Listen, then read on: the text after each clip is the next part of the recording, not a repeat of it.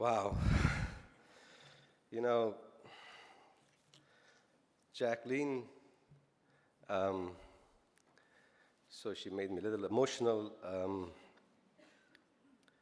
You see her every once in a while, you know, in rooms, in meetings, you know, in dinners, and it's like sanity check. It's like a person you look for, and smile you look for, and you look for approval you look for, it's gonna be okay. I hope everyone in this room and everyone in this world get to know Jaclyn. What she does silently around the world completes the people who are in need with the community of business and people and makes those bridges, saves lives, improves lives, and she does it with, like a living poetry. She does it with beautiful smile.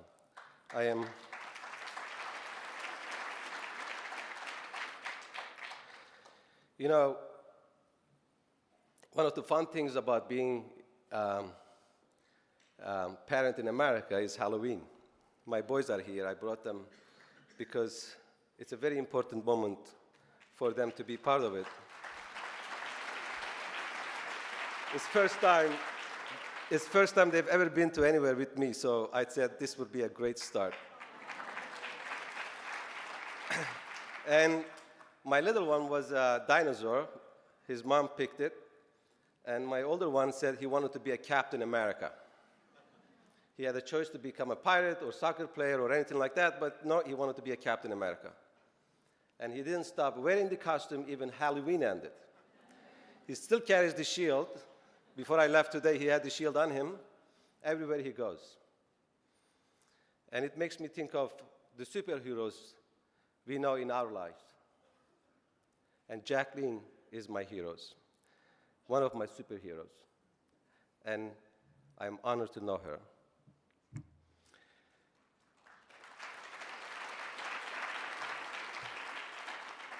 And I got to know Jonathan also very late. We had a meeting in our office once, and he asked me to come to join him in this event. And I got to know him really well. And this morning, I knew the event was online, so I listened all his speech. He's a man who has many, many talents, who's done so much everywhere, in politics, in business, in philosophy, which he could do so much good for himself in any way you can look at it. But he chooses to be here and lead this amazing organization in this very, very critical time. And with that passion, with that intelligence, with that connectivity, he's making a difference. I'm so honored to be invited by him and to know him. Thank you, Jonathan.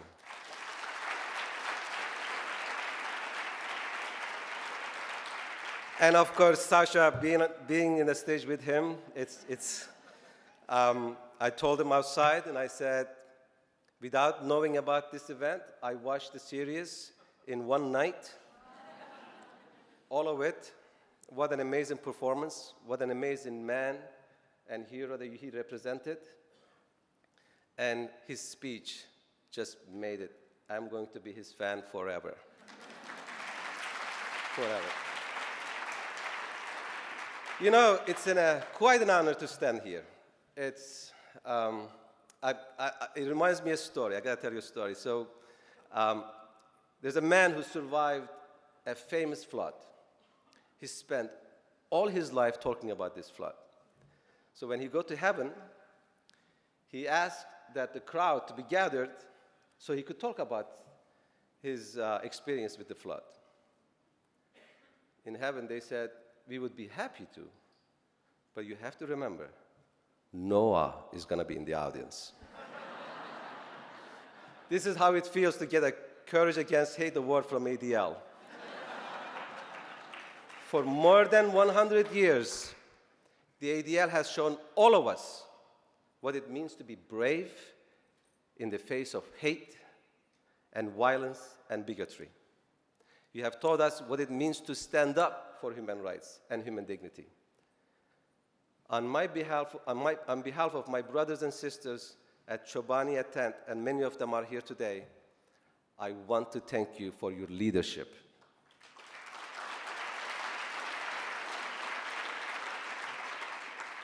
I wish we could be meeting today under better circumstances. In fact, I wish we didn't have to be here at all. But we know that across the world, there are plague growing once again. The plague that we thought had gone away. A plague that we thought was part of the past. But that plague of hate was only sleeping. Now, what Rumi once called the candle of darkness is spreading again, here and across the world. As long as there have been human beings, there has been hate, driven by fear. But nobody has the right to use that hatred to cause violence to the others. Nobody. We have seen too many victims of that hatred in the recent years, whether in a synagogue in Pittsburgh, a Walmart in Texas, or a mosque halfway around the world. Because of that plague, more than 25 million people sleep away from their homes, in camps, in streets, on the roads. Half of them are children. 25 million people who have been forcibly driven from their homes and their lands and their lives, though there is no fault of their own, simply because who they are, how they talk, or who they worship. They are the true heroes who show courage in the face of hatred every single day. We are here to say, enough. Enough hatred, enough hurt, enough violence.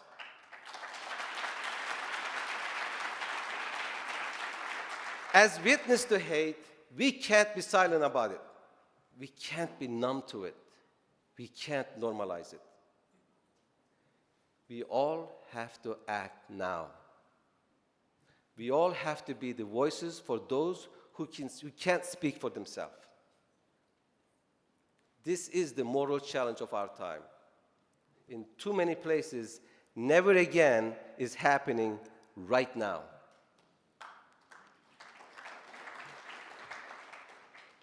If we can't find a way to help people being targeted simply because of their ethnicity, it's not failure of their humanity, it's failure of ours. As the ADL has taught us, hate is not natural. As Nelson Mandela once said, no one is born hating another person because of the color of their skin or their background or their religion. People must learn to hate. And if they can learn to hate, they can be taught to love. Because love comes more naturally to human heart.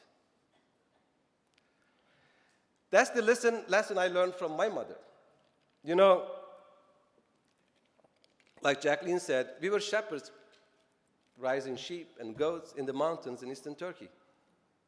There were Alawis and Sunnis and Kurds and locals and nomads.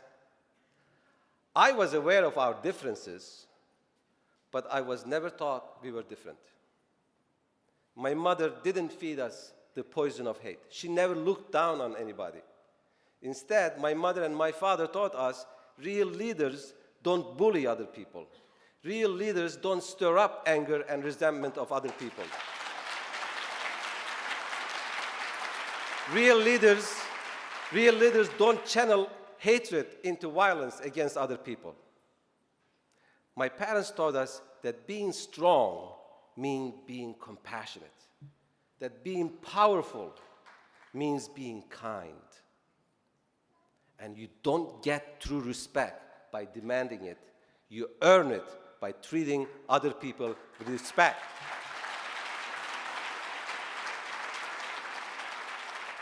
On the mountains, the biggest dangers we were faced was from wolves. When the wolves come, they don't just kill one sheep, they kill all of them. They wipe out everything you have in a few minutes. My job was to look out for the herd and protect the herd and keep the herd together. Like Moses, my mother would say, sometimes that meant we had to be shepherds, and sometimes it meant that we had to be warriors. I've remembered that lesson ever since. Every part of our lives, I believe, we all have to be shepherds and warriors. And when I started Chobani, I wanted the company to be a shepherd. I believe that strong businesses and strong brands can help bring people together. In fact, Chobani is the Turkish word for shepherd. And we worked so hard. That was a surprise. We worked so hard to be worthy of that name, to take care of our own, putting employees first, and giving back to our communities. That's my son. And one time, our company ran out of people to hire in our town. I remember that in Utica, about an hour away, refugees from Africa and Southeast Asia were looking for a place to work. They don't speak English, someone said. And I said, I don't really either. Let's hire translators. They don't have transportation, others said. So I said, let's get some buses. And it's changed us for the better. I'm proud today, a large portion of our factory employees at Chobani are immigrants and refugees.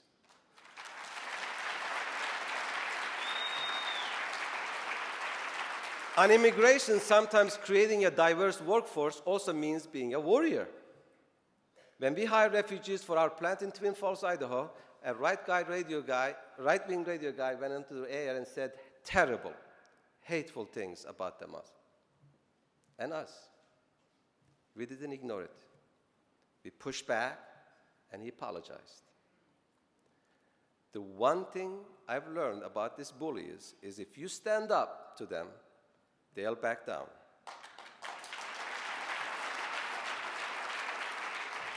Complaining isn't enough. Tweeting isn't enough. Posting isn't enough. We have to take action. We have to fight the plague of hate and intolerance with truth. As Martin Luther King said, darkness cannot drive out darkness. Only light can do that. One place we desperately need to shed that light today is in Syria. What's happening to my brothers and sisters in Syria today is not just a border skirmish. It's not a military action. It's ugly and it's unforgivable. We've seen the images of bombs falling on innocent people, crying mothers holding dead children in their arms. More than 300,000 people forced to flee their homes after years and years and years of being refugees and moving around. We can't grow numb to this. We need to speak out for those who can't speak for themselves. We expect governments to protect the innocent. But when they don't, ordinary people have to step in.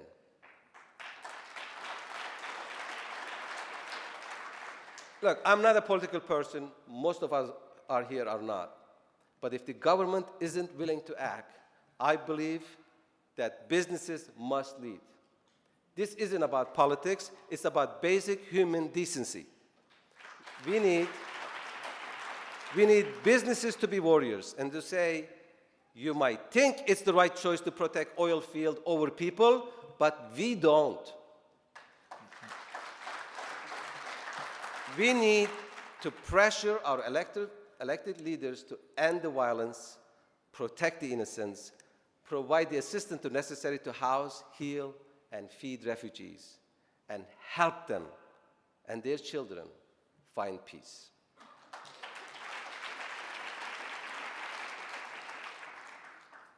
Over the long term, if we are going to end the global refugee crisis, we need businesses to be shepherds too. At Chobani, at Tent, our message is simple. Don't pity refugees, hire them. We have to bring jobs to where the people are and bring people to where the jobs are. And this is a time when the private sector must lead. We know The minute a refugee has a job is the minute they stop being a refugee. A job gives them a roots, a community, a chance to start over. I know it because I've seen it. All the stories I have at Chobani, I think about one story that involves two sisters from Afghanistan. Taliban killed their father. Their mother feared for their safety, so they hired a smuggler. And when they got to the border of Ukraine, the smuggler took the girls across and said he would come back with their mother, but he never did. They had nothing. They were 14 and 15. And the Afghani family saw them on the street and took them to their home, into their kitchen for a night. They ended up staying in that kitchen for 4 years. While they were there, one of the sisters who spoke a little bit of English got connected to a Jewish refugee organization in the town. She started working as a volunteer as translator. A Jewish woman from Ohio and her Christian husband wanted to help. They registered them to settle in the US. 4 years later, and 7 years ago, both sisters accepted to the US and settled in Idaho. The week they arrived, they were told that new plant was opening and it was hiring everyone. They applied and they got jobs. It was Chobani. The first week, I saw one of the girls in tears next to a filler. She told me that she and her sister had just been through the most difficult journey. She wanted to thank me. But I had done nothing but give them a chance. I told her, don't worry, you're in America now. You're safe. Over the next few years, I watched them from a distance. They both became rock stars on the factory floor. They got an apartment together, had bought a car. The younger one got accepted to university while the other one was working, and later on, the other one got accepted to university. In 2016, when Chobani sponsored Team USA in the Olympics, the people in our Idaho plant picked these two sisters to represent us in Brazil. It made me so proud to see them waving the American flag in Brazil.